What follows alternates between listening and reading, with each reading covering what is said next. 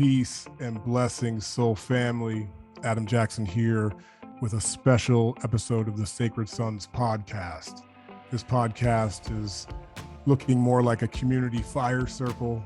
We have invited some of our brothers from Sacred Sons Brotherhood in to join this conversation with our guest, Stephen Jenkinson.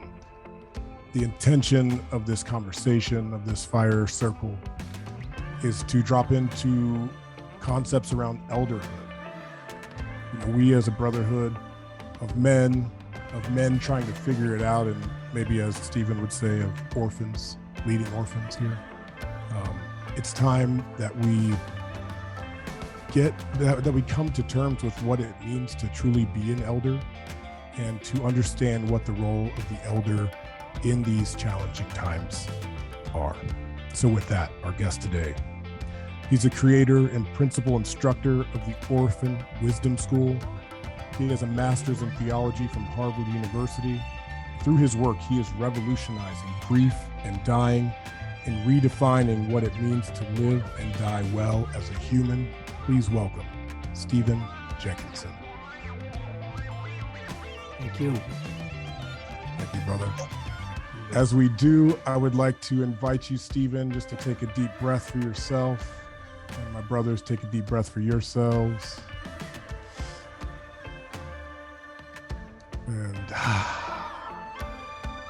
Stephen, on this beautiful day here in San Diego, California, where I am, and in Ontario, where you are, what is most alive within you? Oh, the trouble in Ukraine, I'd say.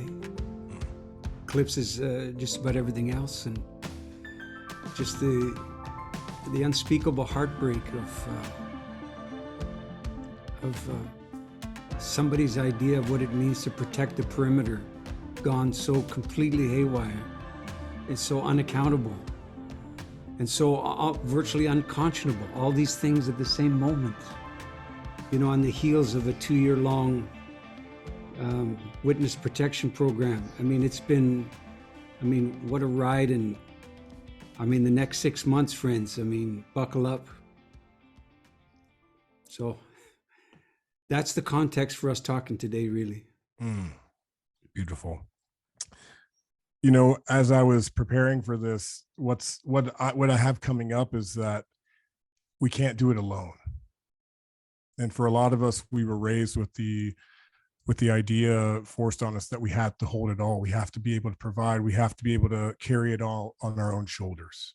And so a lot of the work that we do as sacred sons, as brothers, is about lightening the load, spreading it out. And what I'm finding is that there is a lack of not only elders within our community, but elders at large in society.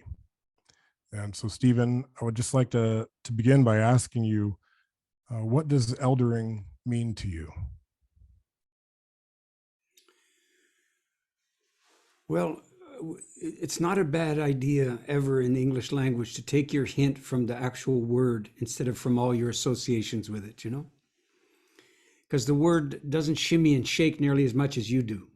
So for what it's worth, the root word that we pronounce ELD is virtually the same root word as ALT, the root word for altitude and the verb to alter and so on. And the understanding that the word employs, the old understanding, is not elevation per se. The idea is from a certain height of a certain distance from the ground that you pay for, your capacity for the grander view is temporary, but very intense. And you could say elderhood is a consequence of finally being, I was going to say divorced, maybe that's too strong, from having lived the virtually the balance of your life already having taken place. So without very much to look forward to, your addiction to the future is basically in collapse.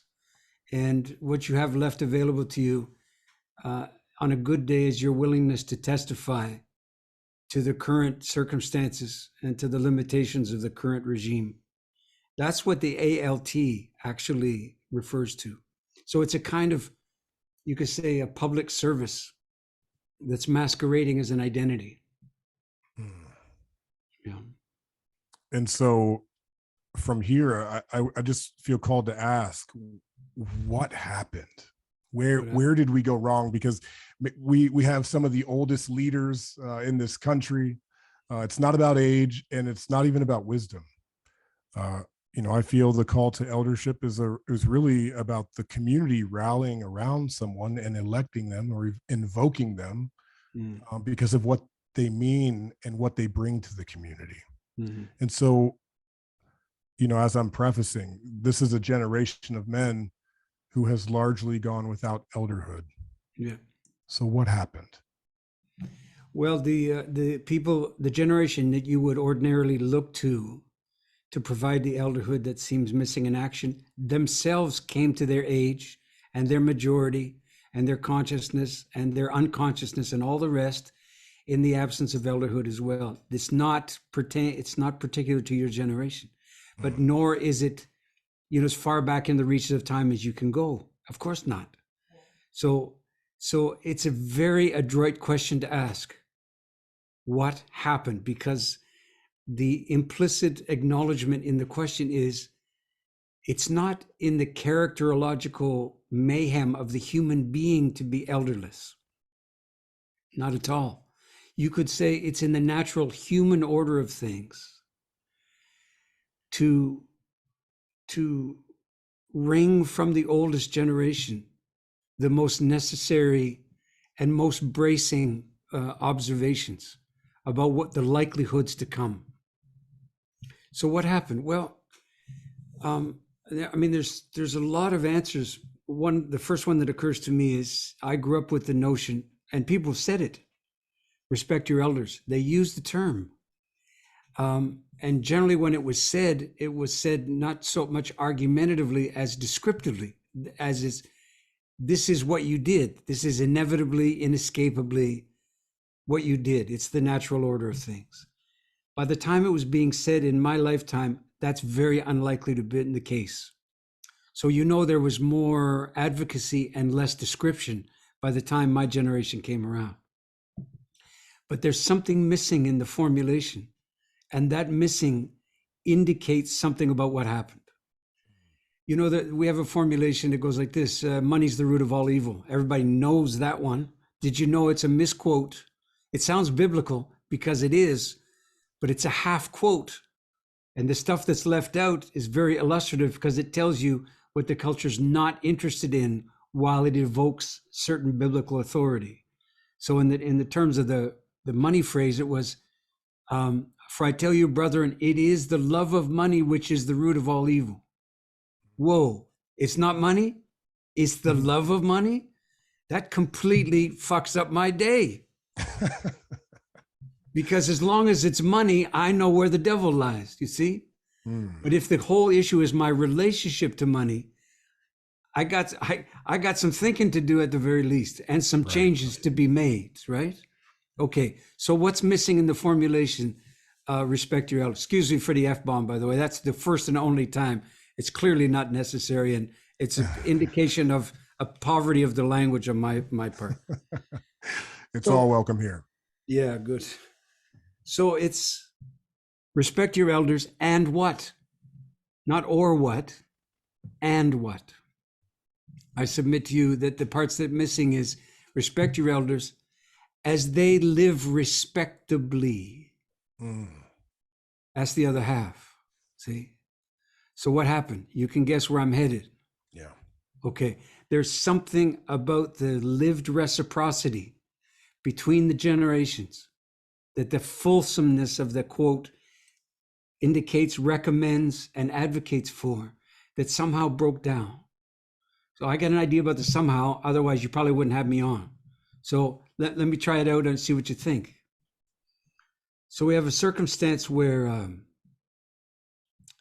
we don't fundamentally, as a culture, as a North American generic Anglo culture, we don't believe in endings. We don't believe in frailty. We don't believe in weakness. We don't believe in limits. all these things are an affront to the current regime, and have been for some considerable period of time. So everywhere you hear about progress, you hear about the advocacy of the inalienable rights of the individual above all other things. When you hear about self-improvement is the natural moral order, all of that stuff weeps of refusal to abide by limits. P.S. The refusal to abide by limits is one of the principal things that has visited itself upon us in the, during the course of your lifetime. Mm-hmm.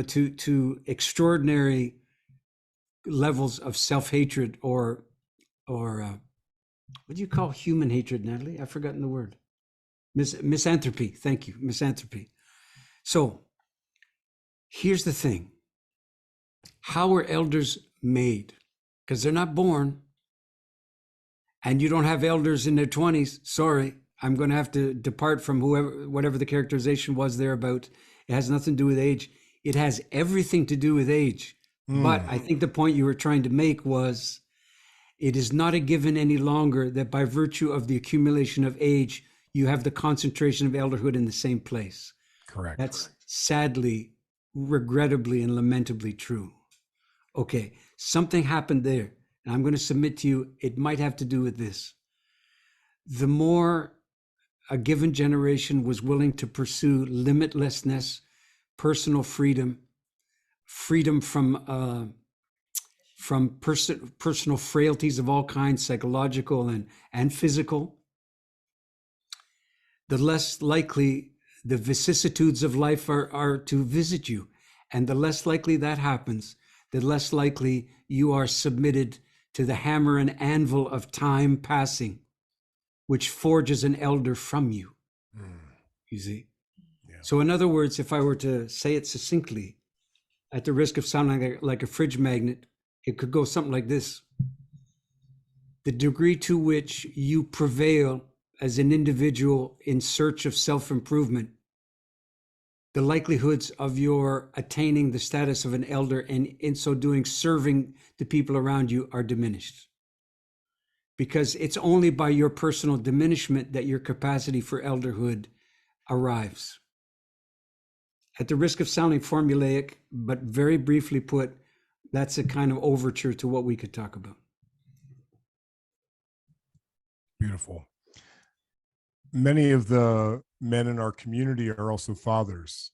And I've listened to many of your talks on parenting and how, oftentimes the role of the parent is kind of mistaken for, like I'm saying, doing it all, keeping the children close.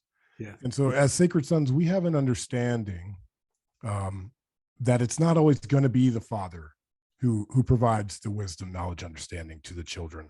It's going to be the uncles. It's going to be the environment. It's going to be the community at large. And so I was just wondering if you could impart any wisdom for the fathers who may be listening, and specifically your understanding on the role of the father within our society. Yeah. I wonder if I can impart any wisdom too. Well, see, we got a bad case of nuclear family-itis. Don't we? Yeah. Okay, so what's plan B? And the answer is there isn't one. There is no viable alternative that the culture holds dear to the emaciated, threadbare, rickety ensemble called the nuclear family.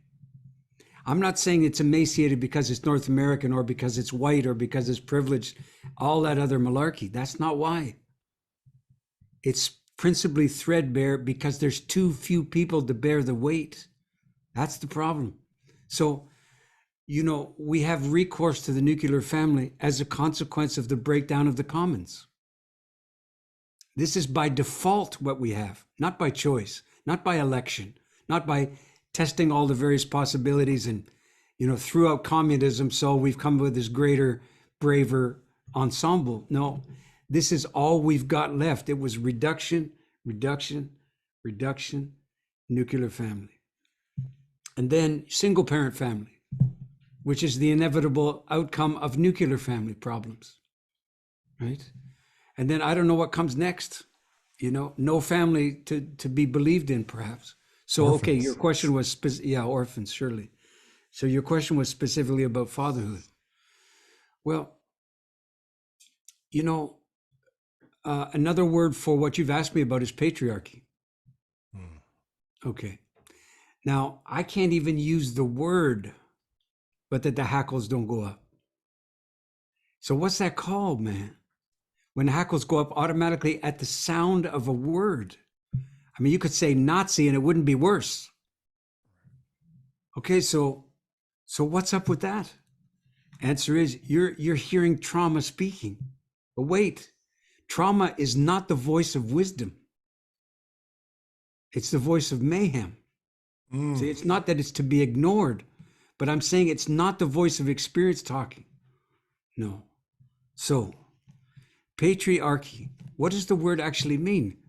It means, this is a loose translation, but faithful to the spirit of the Greek word, which is not a useful, not a bad recourse to have. If you're going to use a word that's got so much radioactivity, you could do something about the radioactivity by visiting the meaning of the word instead of deciding that you get to call the shots on the meaning of it. You don't get, you're the heir of it, not the architect of the language. So a little respect is due, no? Okay. True.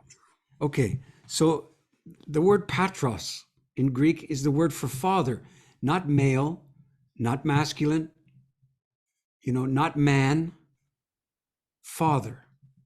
So what has to happen for you to be a father? Do you just get to decide that you're a father one day?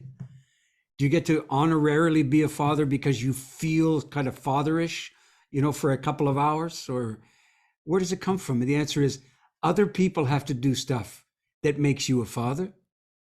Isn't it true? They do. Absolutely. There has to be a kind of, if you will, not just a biological convention that confers fatherhood upon you, but a cultural designation should ensue from that. You should be nominated for fatherhood, not appointed. Nominated. Your name should be put forward, if you will. So you understand it principally. It's a function that's conferred upon you by the changes in other people's lives, not the changes in your own.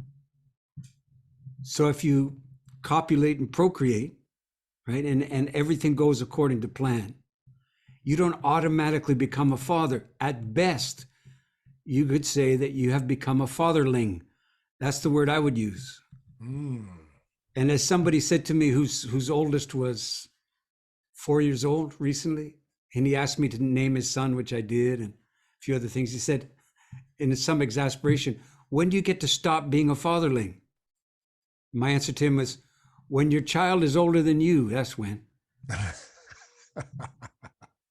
Which is to say, it's proper that in the lives of your own children, you understand yourself to be a work in progress. Right? Yes, I know you have to take stands from time to time. I know you have to stand for things and defend certain propositions. I understand. I have been there for what it's worth. Okay? But I'm telling you that at a deeper level, given the contentiousness of the times, it's proper to understand that parenthood, especially in the nuclear family circumstance, is a question of care and feeding. It's a custodial function. Okay? It is not an elevation into some kind of pantheon of worthiness. That's not what happens. If it did, then all the fathers would be shining examples of, all the attributes we could agree upon, and there'd be no damage to children and no damage to women in the circumstance, and we know none of that's true. Okay, so what do we got left? We have to come to an understanding that in the psychic and spiritual life of your children, you are a bit player. Why? Because you have too much skin in the game. That's why. What do you mean? You got too much of an investment in a certain kind of outcome, because despite your best intentions, you look at this little protein unit that you don't even know, and you infer and insinuate yourself into there. And you see yourself. You see a proto version of yourself. You see the self that could have been.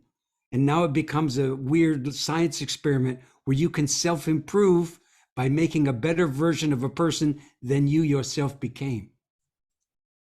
Yikes, I ask you.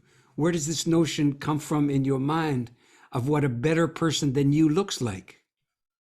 It's from the unimproved part of you. That's where all that talk's coming from. So you're generating a vision of you can make a better human being in your child than you yourself were capable of, but the vision itself is infected or inflicted in the direction of the part of you that you want to improve. So this is not a recipe for anything that's going to work out well. So it's better understood, and we have to take the example of other cultures who still, despite all the odds, have managed to, pull this kind of thing off in the present generations, that it works something like this. Well, we can all abide by the idea it takes a village to make a child, and we can say the words.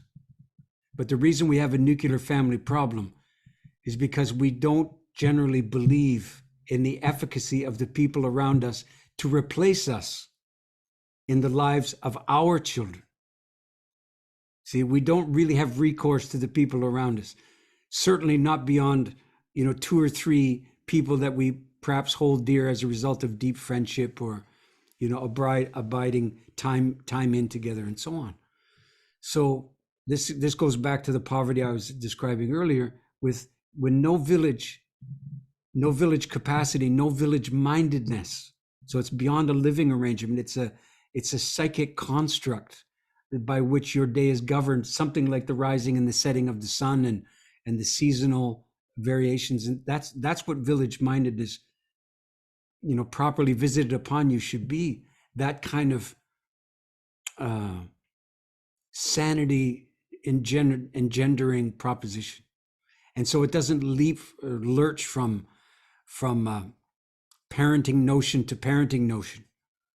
What it does, it says, is the community gently intrudes into your into your nuclear family problem and says, hey, listen, we'll take it from here, but thanks for the work so far.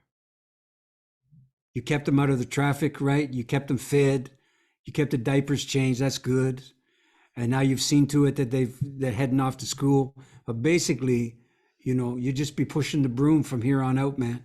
So please content yourself with pushing the broom in the psychic life of your own children, and understand this: while you are disqualified from improving this emotional and spiritual lot of your children, you are, by virtue of being willing to take a second place to the village, more than capable, more than qualified of being the village to everyone else's kids but your own. And that's the trade that you have to make. And in a sane culture, you do get to make the trade. I don't come from such a place. Nor do I. What that brings up for me is, an idea of ownership versus stewardship. We are not the owners of our children, but we are stewarding their life experience. And in particular, I wanted to ask you about the idea of closeness. This is something I've heard you speak on previously. I thought it was very interesting because we have this idea as fathers, as men, if we keep our children close, if we're close to them, then this is good. Then we've done well because they're close to us. They belong to us. And can you kind of shatter that for us a little bit? Okay, that's a heavy assignment, but let's see how it goes. Well, I'm reminded of a circumstance that arose years ago. I worked in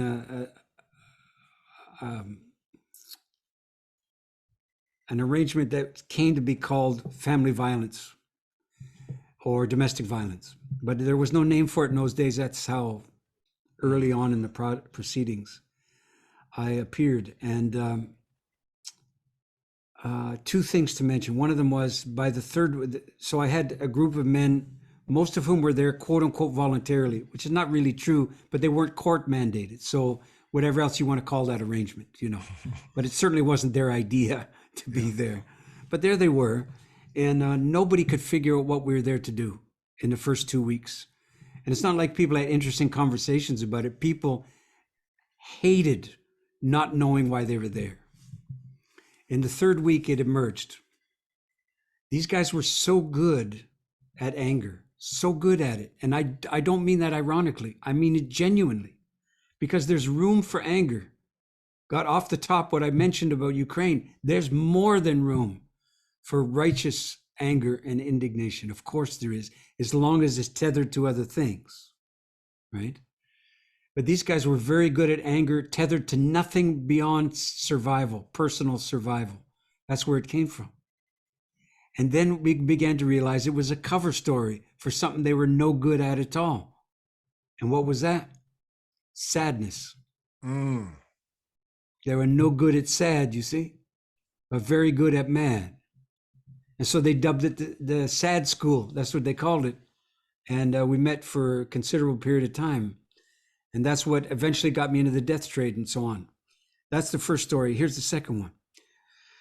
There was a man in there, a really affable guy. You met him on the street or in business, you'd think the world of him. And it wasn't fakery, but it wasn't all, because he had a terrible alcohol problem that he just couldn't get on top of, that was hereditary. Just kept passed down and passed down, untouched, and passed again. So he had that. And so, of course, he's got this terrible impulse control dilemma, right? When he's feeling pressured enough or disabled enough or whatever it is, then everything goes for about 20 seconds. And then personal, self-hatred and so on ensue, and all the guilt ensues, and nothing comes from it. And it's just these reckless cycles. So he said to me, he had his wife was newly pregnant for the first time, and they knew it was going to be a girl. And so in genuine distress, he said to me, it's a terrible world, and I'm about to bring a little girl child into it, and I know what can happen, how it can be for girls and subsequently for women in this world. And so what can I do? So you hear the plea, and there's a little bit of a confession in it too, isn't there? Yeah. He's just trying to figure out where to put the best part of himself for the sake of this little unknown somebody who seems to be coming his way in the form of a girl. I said to him, Ron, you're going to have to find a way to protect that girl from you. Nobody heard that one coming. Nobody was grateful that they heard it either, because you can feel the gravitas of the thing, the kind of irreducible gravel in the machinery, which that observation is. And it basically says this: listen, man, until you're able to fire on all cylinders, which may never happen, the best part of you has to act on behalf of what you can do to minimize your consequence for your kids. Until you do that, you're going to be all consequence all the time, especially when you're not firing on all cylinders and you're not circumspect and you're not alert to how you're coming across and what you're doing. So guys would, of course, hit their kid. I shouldn't say, of course, like it's natural, but inescapably, these guys would also be hitting their kids in the form of punishment or correction, right? Okay, so they were getting the idea in the course of the group that maybe this is at least as bad as hitting the woman you claim to love, no matter why you think you're doing it. But we know there's a certain, or there was at least, maybe it's changed now, a certain allowance left for parents to instruct their kids at the end of their hand, so to speak. So this came up, and one of the guys said, he said that in the intervening week, he had cause to hit his 4-year-old child, 4 years old, no? I said, all right, why did you do so? I'm not really inviting you to tell the story. I'm inviting you not to relive it. I'm inviting you to tell it like you've not told it before, even to yourself. And so I had to sum up what he said because it was kind of rambling, but the gist of it was I was trying to teach her something. It's very good. What were you teaching her? He said, I was teaching her that she had to listen to me.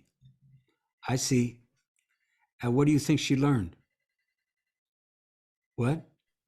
Well, they're not the same thing. To fear you. Yeah. No, it's worse. Mm. It's worse. Here's what's worse. You hated yourself for doing it, right? Yes, I did. And you don't fundamentally believe in it in a calm moment, do you? Nope. You know it's a wrong thing at every level, don't you? Yep. And you know she's afraid of you.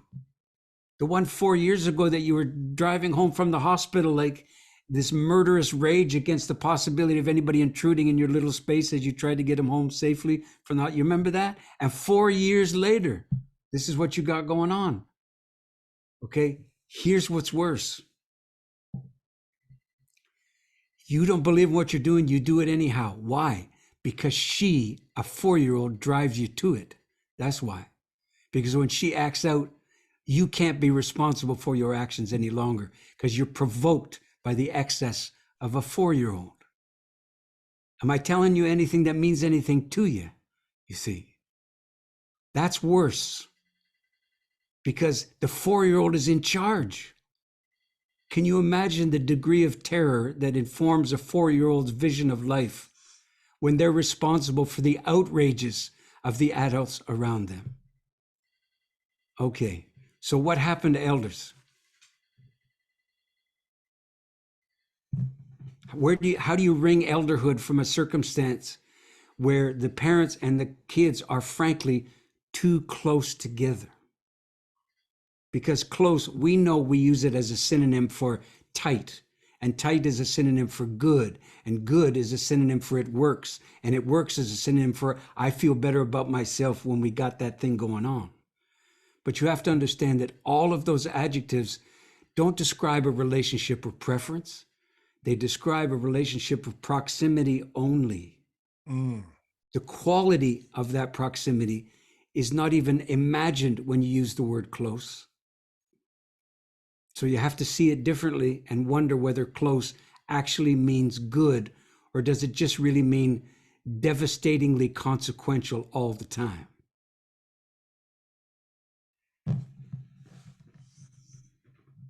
Next question.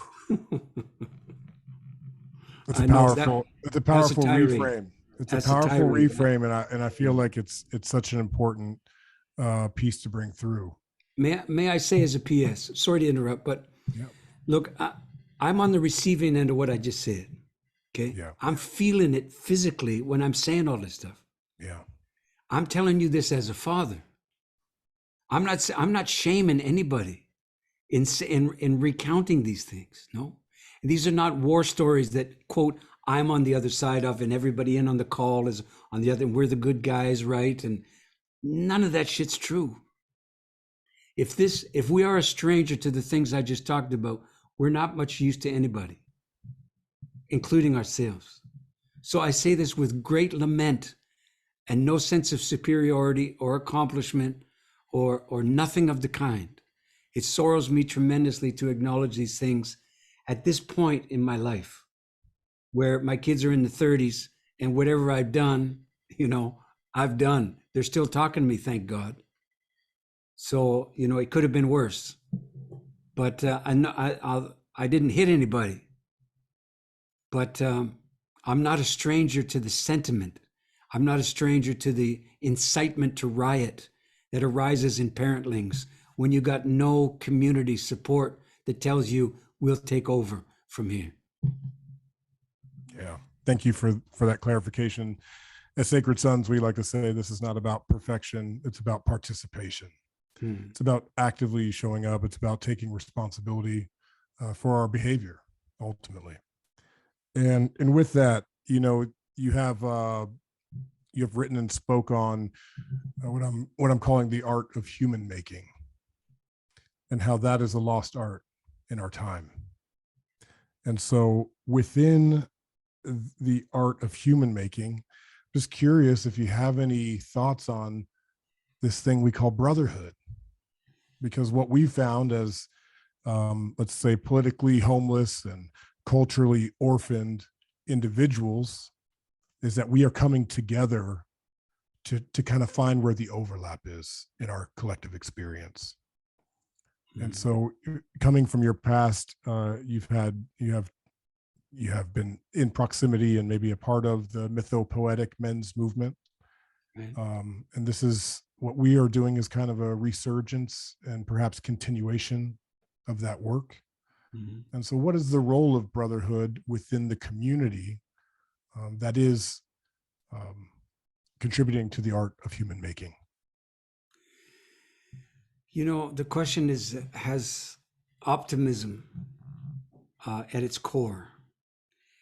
And I have to tell you that I'm not sure I share the optimism that informs the question. Okay, so my answer is going to come from there instead. That's why we brought you in, Stephen. All right, man. Okay. I mean, you can get helium anywhere you go. Sure. But it's not easy to get iron filings. Okay, and that's probably more where this is coming from now. Well, I would say that brotherhood, for the most part, is an allegation, not a description of the way things are. It's that we use the word to advocate for its sake, not to describe an ongoing experience. I mean, it's the same as the word culture. If you really want to use the word culture to describe the reckless regime that I've been characterizing here in the last half hour, you're misapprehending what culture is. Culture is not the inevitable consequence of enough people sitting still long enough. Culture just kind of magically leaps up into the air, right? I mean, when you go to a museum, a good one at least, when you go to a proper friggin' art gallery or you address properly a work of poetic sublimeness and ingenuity, you understand something about what constitutes culture. But you don't immediately anoint gatherings with the word culture. At least I don't. I reserve the word culture for some kind of accomplishment that is beyond me to achieve, but maybe on the best day I can contribute to it. So, brotherhood, the word tends to evoke a DNA-based understanding, doesn't it? That we have the word brother, and it denotes the other guys that were born alongside us, if that's the way it worked out in your family. And then we use it, I think the way you're using it, as a more of an honorific title or designation, okay? Yeah. Honorific is very close to honorary as a word. And here's where things get slippery and can go sideways in a hurry. You get an honorary degree, doesn't mean you can do that shit. That doesn't really mean that. If they give you an honorary, degree in medicine, I'm not going to let you work on me in your backyard. See what I mean? Even though you got this honorary degree, because you got the honorary degree instead of being able to do it.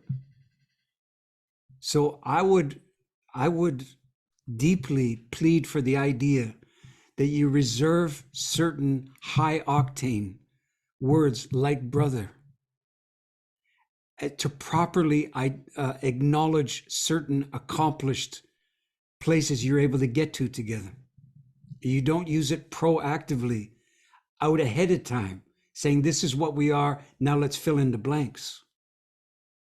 But the word brother should come at the end of the sentence, if you will, of the collective labor, not at the beginning.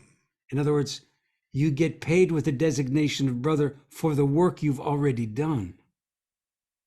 You don't get paid first and then undertake the work of, quote, brotherhood because somebody's called you that. Now you feel like you got the license. You got the permission. The old adage, sometimes it's better to ask for forgiveness than it is to ask for permission.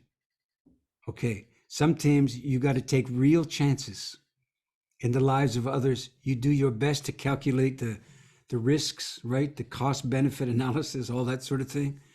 But if you're talking at the level of something that's let's call it brotherly friendship, maybe I'll call it this, then you got to designate, you got to understand that the word friendship is not a slightly reduced form of your best intimate relationships. Friendship is an entirely other kind of encounter. I happen to think personally that friendship might be the highest human achievement there is in relationship. And here's why. Because when you have a friend, the high water mark of your friendship with the friend is not the degrees to which you're able to cooperate and mutually comply and high five each other till the cows come home and all that. No, the high water mark of friendship is your willingness to risk the friendship itself for the sake of that friend.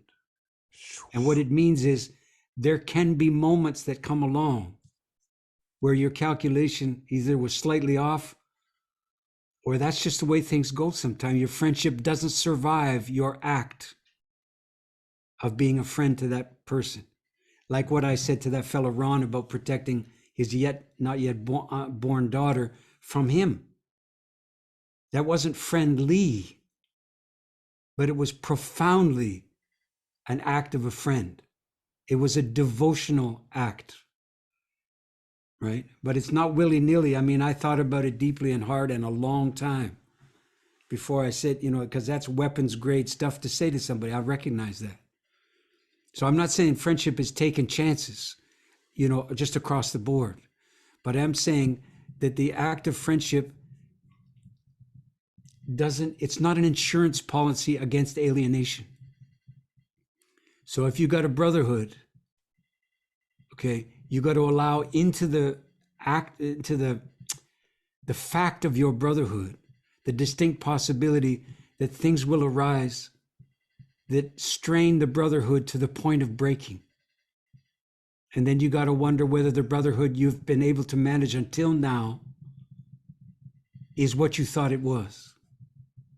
Because fair weather brotherhood is not a lot to brag about. It's a wonderful thing to have. Okay, but in the saddle, in the clutch, when the shit gets weird and the pros are nowhere to be found, brotherhood is going to stand or fail according to its capacity to be in the presence of what endangers it. I love what you're saying, because it brings us, ultimately to the core of some of your work, which is the fear of death. And so in this case, pushing the brotherhood to the extremities to where it could be potentially lost. You mean by virtue of somebody dying? I'm saying by virtue of like what you were implying, are we willing to make the ultimate sacrifice, or to be challenged in a way such that we really find out what we're made of, let's just say. Oh. I probably like you, I've been watching the news. I'm seeing mostly men self-designate as volunteers to join the Ukrainians in some kind of foreign legion brigade to fight against the Russians, right? Yeah. Okay. Now, we understand there's a lot of motivations in there. We understand that there's a degree of very honorable motivations in there. And man, we got to be clear with ourselves and each other and acknowledge, and there's other stuff too. And the chances are very good, and this is a gross generalization just to say something about it, but the chances are very good that some of the motivations include this: that shit looks real, and I haven't had a real encounter for quite a while. Or that shit looks heavily freighted with real meaning and purpose and devastating consequence. And man, who doesn't want that in their veins after another McJob didn't work out? See what I'm saying? And I'm sure they got no vetting process on the other end, as to why you want to join. They're probably happy to have you, and here's the rifle, and what happens when it's done, and what becomes of you then. And there's lots of indigenous cultures in the world that when their guys go off to war and they come back home, they're not allowed in. Yeah. That there's a whole ceremonial sequence to do what? To detoxify them of the easy death that they had come to as a coping strategy for just getting by. See? Anyway, we're talking at the level of obviously an extreme circumstance, but a very real circumstance right now as we're sitting here talking. Yeah, I was wondering if from here, if you could just speak um, on the role that death plays in all of this. And I know you've spoken a lot on scarcity and also the fear of death that we have as a culture, as a industrial society, could say. Right. And so, what is your perspective on what death can teach us? Well, I'm not the human potential guy. You probably guessed that by now. Oh yeah. Okay. So I favor the question to go something like this. Okay. How we doing about the death thing so far? Now, what could it be? What is it? All right. That's my thing. So here we go. So I'm years ago, I'm teaching this place. These are the good old days when we used to be able to congregate. I don't know if you remember that shit, but it was true once upon a time. And I got a physician puts his hand up in the front row, and he's just so disgusted with me. He's just not having it anymore. And he says, really, you're making this way more elaborate and confounding than it is, or it has to be. Really, I said. Well, please enlighten us then. He said, well, everybody like this. He flips me off by saying, everybody knows they're going to die. And he just gave me the shrug. All right, I said, this is a true story, by the way. So here's what I did. I said, I got a room full of public health professionals. Yeah. I said, everybody in this room in favor of the proposition that everybody knows they're going to die, please raise your hand. And they're confounded for a second because it sounds so self-evident. How's this dude at the front? What's he doing? Right? It's painfully true what the doctors said. So what are you getting us to vote? Just vote, humor me, I said. All in favor, raise your hand. Well, eventually, everybody did. I said, very good. I said, now, somebody give me some proof. What? Come on, you're evidence-based practitioners. I know, I'm teaching you guys, okay? So give me the evidence that everybody knows they're going to die. What? But everybody dies. I said, that's not what you said. You said everybody knows. It's the evidence of the knowing that I'm asking you for, because I can't find it. In fact, I wouldn't have a job if that shit was true. Okay, so what am I saying? I'm saying I'm old enough to remember the oil crisis in the 1970s. I think it was early 80s, somewhere in there. I remember lining up at the pumps, fist fights, the whole 9 yards. And I remember this, the reassuring murmuring from Washington and other places was what? There's enough oil in the ground for everybody forever. Don't you worry about that shit. We might have to wage a war or two, but it's out there. And we'll make sure you get it so you can get home from Baltimore to Seattle or whatever you think you got to do. All right. Everybody knew it. There was enough oil. Wait a second, because I know what you're thinking. But that's not true. There wasn't enough oil then, and there's less now. I know. I didn't say it was true. I said everybody knew it. There's a difference. How can you tell they knew it? Look how they behaved. Look at their buying practices and their buying habits from that day to this day. Right? Still looking for a more efficient car, but no idea that the car's done. Just it, as an idea is done. But it's not over. There's our problem. So, what's your point, mister? My point is this. Take out the word gas in the characterization and put in the word die. And ask yourself the following. What evidence can you find amongst the people around you that they know that they're going to die? What role does the knowledge have in their lives? How can you trace it? How can you find it?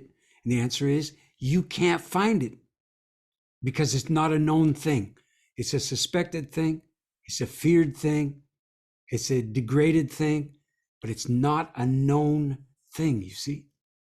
So people will actually say with a straight face, you know, if I die, this is how I'd like it to go.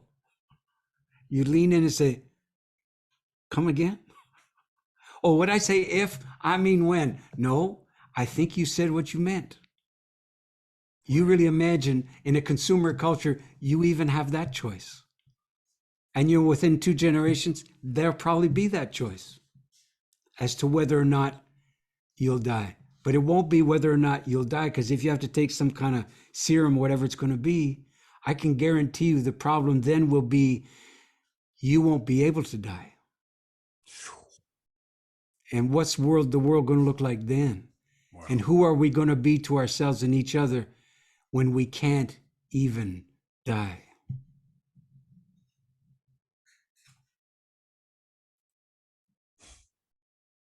Yeah. Yeah. And so in the time where we still have the choice, we have the understanding that this life is not promised. What does it mean? What does it mean to die well?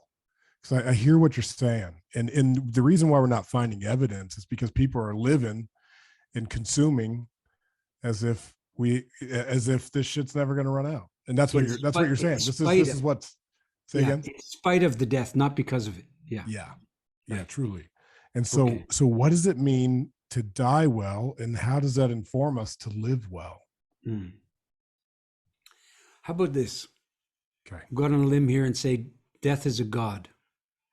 If you don't like God, because you don't like the capital G thing, we love just the put it in capital lowercase G. You'll be fine. We love God around here. Okay. You don't like God? How about divine then? How about a deity? That'll do. So what's my point? My point is this. You know, you can make all the decisions about death that you want. You can even call it your death if you want to. You can try that on. You can imagine it fits. I got news. I was there, man. It's not hypothetical for me. I got no reason to lie to you or misrepresent or overreach or overtell anything I saw. I'm not going to get paid more for this gig, right? We know that. Okay, so I got nothing going on but to tell you what I saw. And here's what I saw.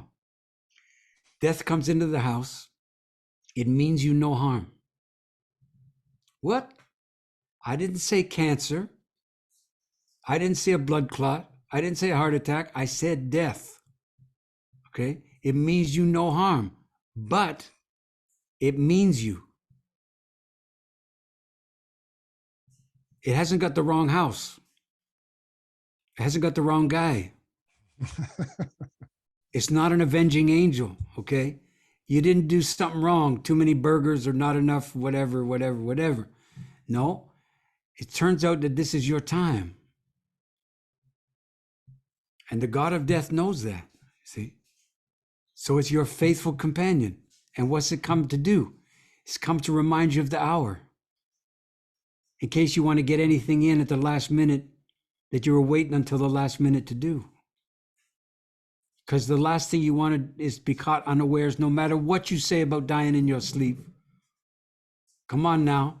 No more heroism. Let's get it straight. When you realize you ain't got much more time, the first thought is going to be, where did my time go? What can I do to get a little bit more of it back? So that what, though? What do you think you'll do with the more time that you didn't do when you had the more time? You think you're a spiritual genius now because you got oncologist looked at you and gave you some grave news? That's not what I saw. So what does it take? Right? What's awake enough? How either weird or bad or final does it have to get before somebody finally got your attention on the matter and say, this shit's non-negotiable, my friend. Okay? You don't remember you signed the dotted line, but you did. By agreeing to breathe and then breathe again, you signed on for this gig too. So, at the risk of sounding like just a monster, which I probably do by now, I like to tell you a story, which I'm fairly sure is true, but I've never heard it told. Okay, unless I tell it, I never hear it. So here it goes, because I'd like to hear it again. All right. So you know they say when you come to the end of your days, or the last nanosecond, you see the whole friggin' works. That's what they say, all at once. I don't know how that works. The mind must be going literally a mile a minute, whatever it is. But they say you can see the whole thing. You got this year-end review going on. And I don't know what for, because there's certainly nothing to change now. But they say the whole thing's available to you beyond your memory. It's quite amazing. So, and then we have an idea, many of us do, that there's a kind of reckoning, if you will. And this is a Bible-informed idea, of course it is, that you're gathered up to some kind of gate or, portal of some description. And we don't really know who's there, but some people call it Saint so-and-so or the angel so-and-so, whatever it is. And the idea is that they're going to tell you basically how you did or what, and then you go to the left or to the right or however it works. Okay.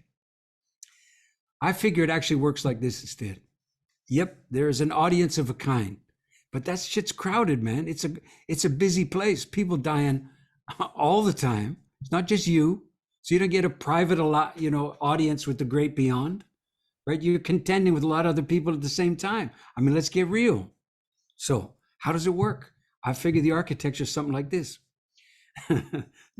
You're part of a group that's kind of trying to get some attention, right? And the powers that be are kind of low-level functionaries. That's all you get. Low-level functionaries who are doing a McJob themselves. And how does that go? Well, they say, look, now, I hope you read the fine print on your birth certificate. What? There's fine print on my birth certificate? There friggin' is. You tell me you didn't look at it. Well, it's a little late now, but for what it's worth, I'll tell you what it said. Because when you use that birth certificate to pass, as you did from time to time, you should have been reading it. Okay, so here's what it said, very fine print at the bottom on the back. It said, now look, we know you've been promised a fulsome audience and hearing at the end of your days, but frankly, we're going to be too busy. It's not the way it works. So here's what happens instead. We don't get to review your whole life, no time. So we're going to have to choose a day. And here's what we routinely do. We're going to have to choose the last day. And that day is going to have to be the stand-in for all the days. Now, tell me you lived accordingly. There. That's what death could be. Is it? Not from what I've seen. But you won't forget that story, haven't heard it now. And you're going to check your birth certificate as soon as we're off the air, I'm fairly sure. We're going to check for that fine print. That's right. Now tell me that's not a pretty good story. It's pretty good. It's pretty good. Pretty good. I like the concept of these groups all waiting at the gate for their individual assessment. Right. Which heaven does just not got enough time for. Nope. It's another friggin' group. Oh, shit. Another line. I'm sick of these lines. Stephen, thank you for the shards. Thank you for your the challenger energy that comes from you. I really appreciate it. And I want to come back to elderhood. And I'm even trepidatious asking you this question now. Mm-hmm. How do we begin to invite elderhood back into our collective? Is it possible? Right. I think you got to take the word back out of your question, first of all. Okay. Because if you leave it in there, the assumption is, I remember the good old days when you had it. All you got to do is get back there. I don't remember those days. Okay, there's a reason you don't remember them, because they weren't there. Yeah. Because elderhood has been in disarray in the North American context for as long as there's been in North America. True.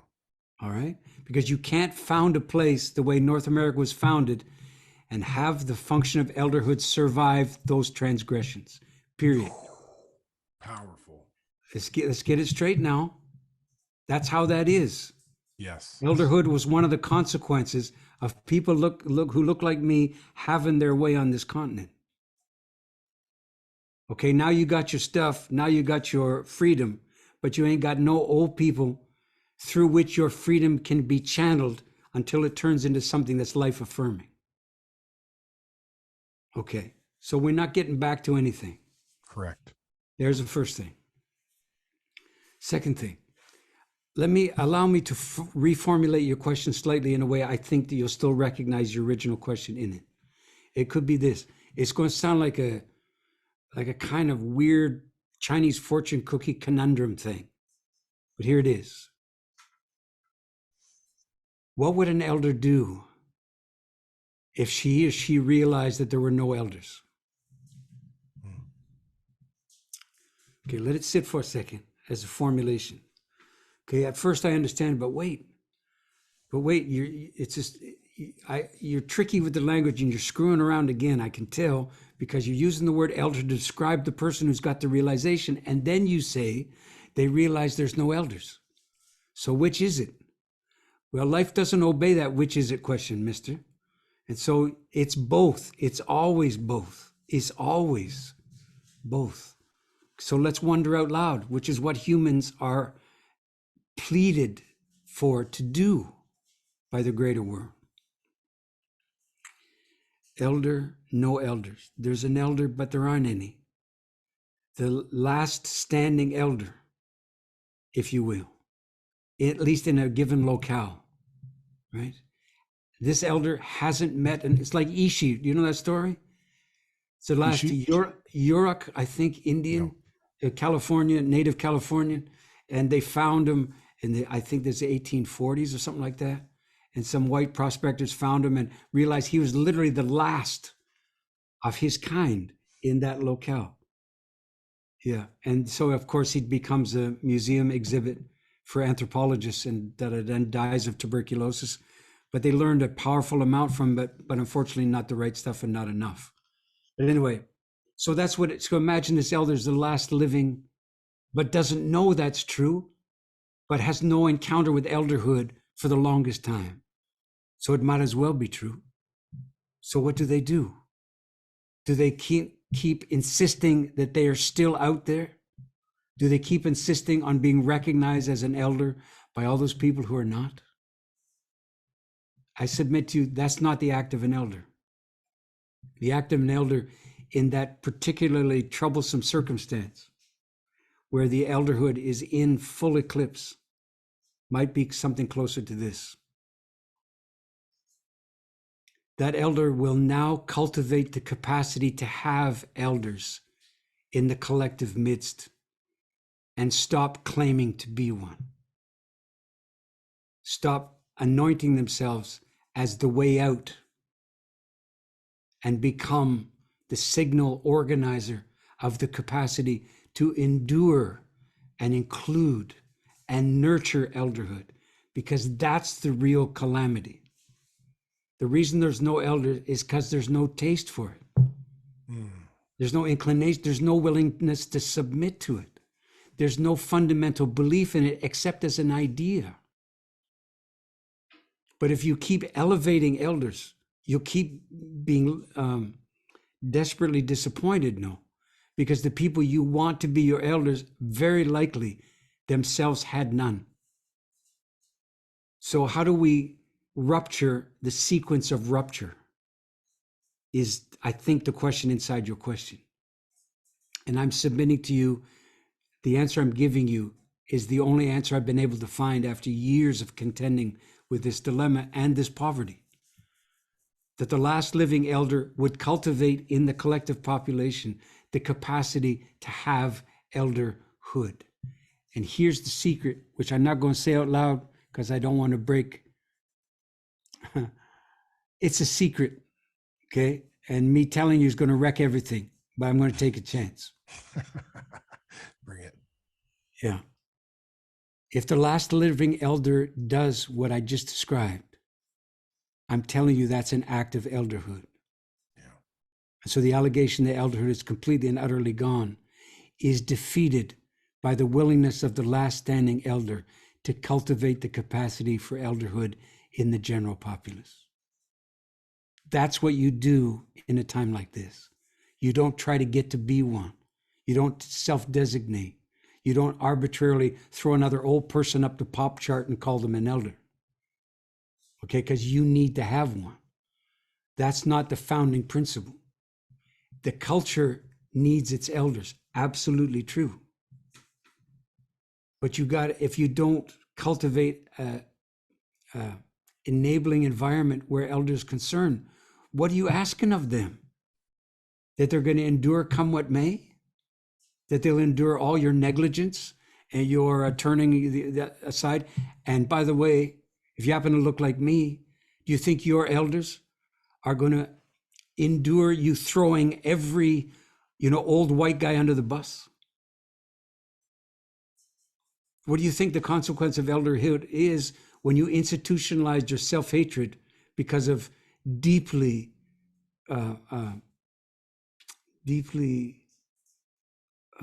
transgressive histories that we all know about or should know about? Self-hatred is not the same thing as having a conscience. And if your self-hatred is intergenerational, you will never claim anybody who looks like you as an elder. But man, you'll be the first one to claim some cafe au lait guru. You know that's true. And that's nothing about cafe au lait gurus when I say what I'm saying. What I'm saying is it's unbecoming to go and poach from some other culture's elderhood, while at the same time destroying any capacity your own culture has to nurture elderhood by virtue of shame and guilt and self-hatred.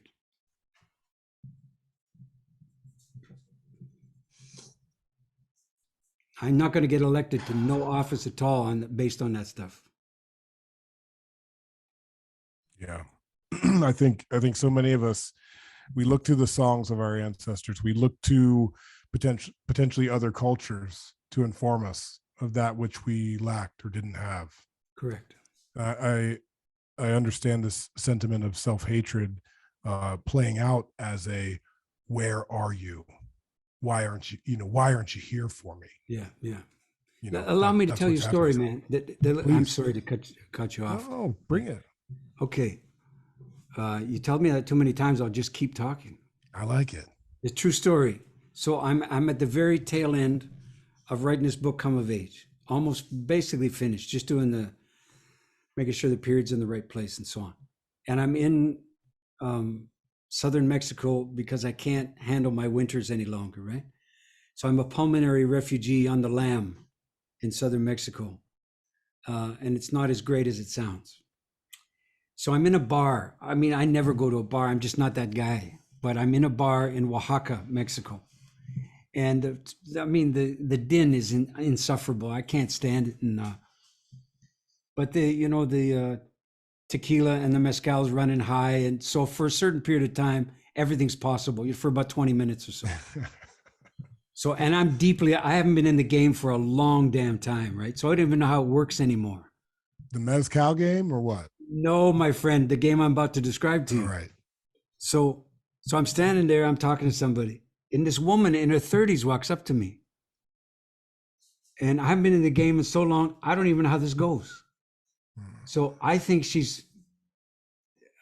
works there. No, she's coming to talk to me.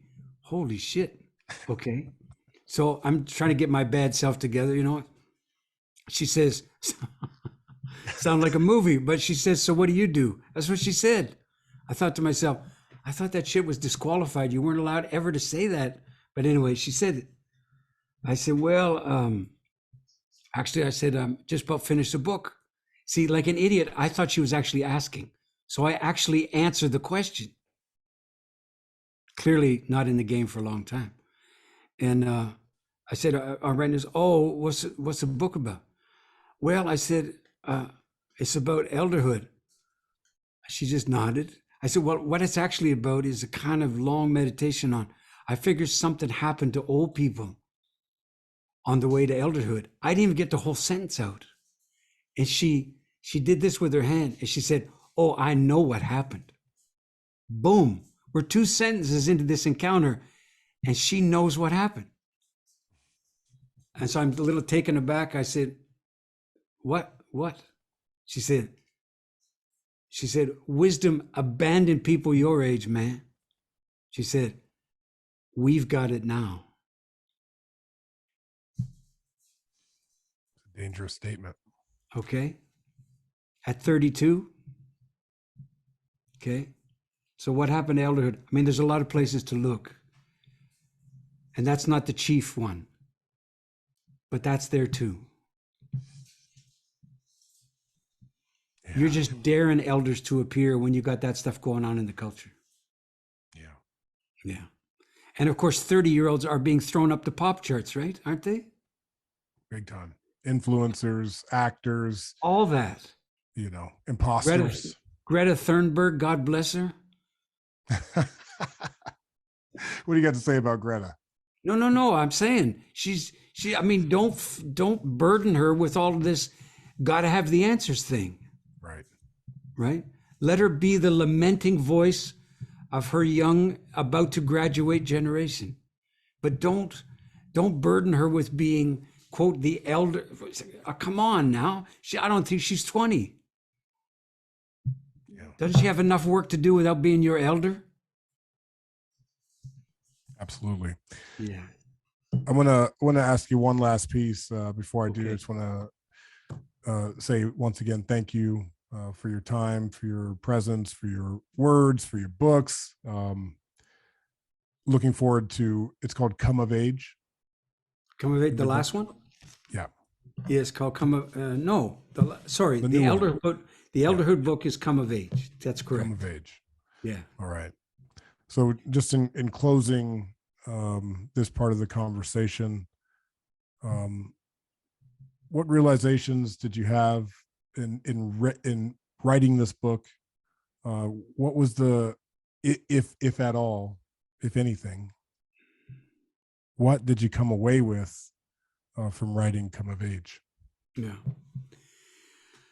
Well, I have found, and I've written 5 books now, and I don't find that you come away from a book in the sense of it's utterly and completely finished in you. It's what happens is, at least for me, you arbitrarily kind of stop, right? And it's a bit like an umbilical cord.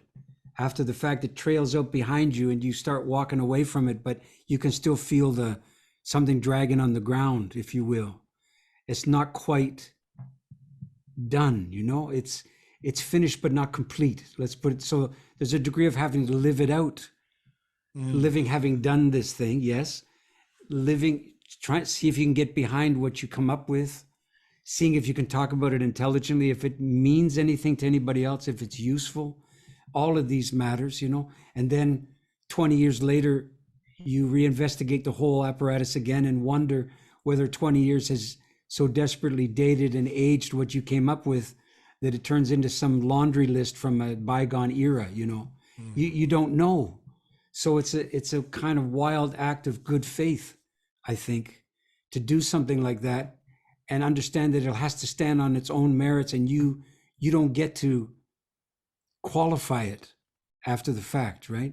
It's its own little life and you're its little fatherling, if you will. So I never walked away from them. They're still occasionally come to me for advice. And I say, what do I know, man? You were my best shot at the time. Don't ask me. Get out there and contend, you know? So there's that. And then, but when it came to the Come of Age book, I mean, at the time, it's only 4 or 5 years since I did it, but I have put on some growth rings since then, in excess of the number of years that have passed since then. Which is to say, I was still looking at agedness from a distance when I wrote that thing. I don't think that disqualifies what's there, but it qualifies it though. But I'm much more there now than I was then. And I occupy a different place now in the proceedings, in the parade, in the order of things, in where the likelihoods of my life are to deliver me soon. And my obligations to my fellows have been altered as a consequence of that passage of time and getting behind. And I'm very keen and happy to be able to get behind Come of Age. Yeah. With all its limitations and its you know, overblown 400-pagedness and all the rest of it. But I don't feel the obligation to have an opinion, a view, a take, never mind a solution about every friggin' thing. You know, I'm pleased to inhabit the limitations that have been entrusted to me. And I'll say out of the corner of my mouth, I don't know if that's elderhood, but I wouldn't be surprised. Beautiful. Stephen, you're a gem. We appreciate you. I want to invite my Sacred Sons brothers to do something that we do on calls, and that's just to put a couple hands in the air, honoring our brother for being here and sharing his words with us, his energy. Let me have a look. Get a look. Get a look. Oh, there we go. Widen the screen. Oh, there's humans out there. We're all here. We're listening. Okay. Okay. Well, listen, I came on a little strong, obviously, from time to time. I hope, yeah, that's right. That's right. I hope you just understand that this is a consequence of my sense of urgency. Yes. Not my sense that I got it all figured out, but I ain't got a lot of time, you see. Yeah. And so things come out a little more squeezed than they might have done 10 years ago. And guilty as charged. Well, I can live with it, and I hope it was not too off-putting. No, the confrontation is welcome. It's one of the core tenets of the work that we do. Confrontation is important. Being challenged is important, and listening. So thank you for giving us that opportunity to listen to you today. There's a lot of ways to respect people, right? And asking a lot of them is one way to do it. Yeah. Yeah, I think so. Okay, kid. All right. Thanks so much for everything. With that, we're going to play one more of your tracks. You're welcome to hang or leave, but we're going to listen to one more of your tracks. Okay. Here we go. Thank you, Paul, for organizing this. This one is called Regrets. Regrets, right. From Stephen Jenkinson and Gregory Hoskins.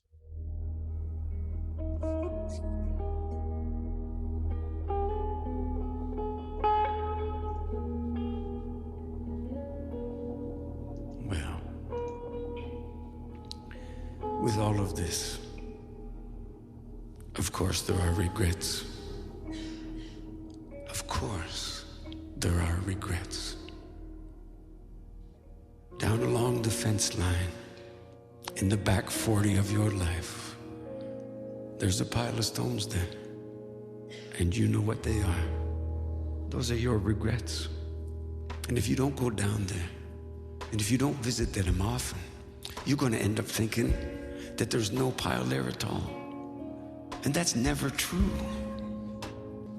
Or you're going to end up deciding that it makes a pile a mile high, which is almost never true. So here it is. They're always there. And the pile is rarely as high as you think it is. So how about this? When the ending of days comes into view, maybe that's a good time to go down there and visit that little altar. Because that's what it becomes now, an altar where you can pray. Here's an idea. Don't add another stone to the pile by how you are with the ending of days. Just remember, and then climb that little hill, picking up one stone at a time, and then putting it down, remembering it's not all bad. And when you get to the top, look around now, because that's the vast field and pasture of your life, and everything in it is now visible and lucid and clear. And you can only really see it from up there. And that's the big story.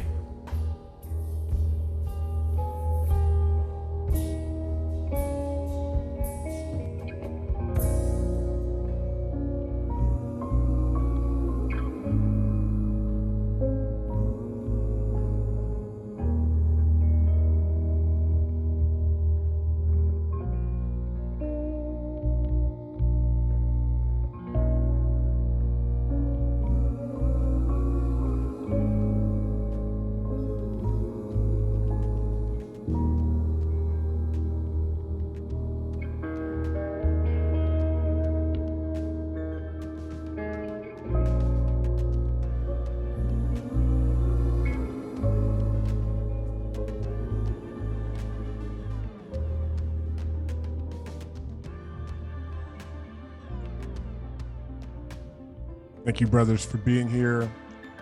I don't know about you all, but Stephen has given me some time to reflect on what it means to cultivate elderhood within our community, what it means to steward eldership within this community we call Sacred Sons.